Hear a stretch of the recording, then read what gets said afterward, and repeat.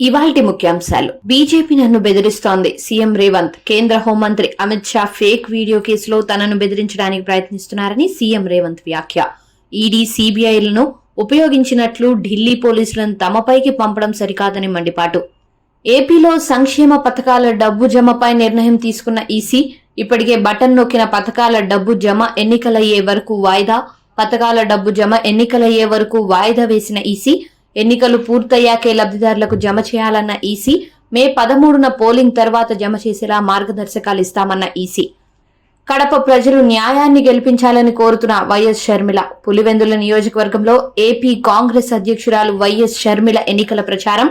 ఎంపీగా అవినాష్ కడప స్టీల్ కోసం ఒక్క ఉద్యమం కూడా చేయలేదని, హత్యలు చేయడానికే అధికారం వాడుకుంటున్నారని విమర్శ. టీడీపీకి జమాతే ఉలేమా ఏ హింద్ మద్దతు. పార్టీ అధినేత చంద్రబాబు నివాసంలో కలిసిన మౌలానా సుహైబ్ ఖాసిమీ. ముస్లింల సంక్షేమం టీడీపీతోనే సాధ్యమని వ్యాఖ్య. హజ్ హౌస్లు, షాదీఖానాలు టీడీపీనే నిర్మించిందని వెల్లడి. తెలంగాణలో కేంద్ర మంత్రి అమిత్ షా పర్యటన. Vote for jihad, vote for అభివృద్ధి మధ్య జరుగుతున్న ఎన్నికలు ఇవి అని వ్యాఖ్య. 3 విడతల ఎన్నికల్లో ఇప్పటికే 200 సీట్లకు పైగా స్థానాలు గెలిచామని ప్రకటన.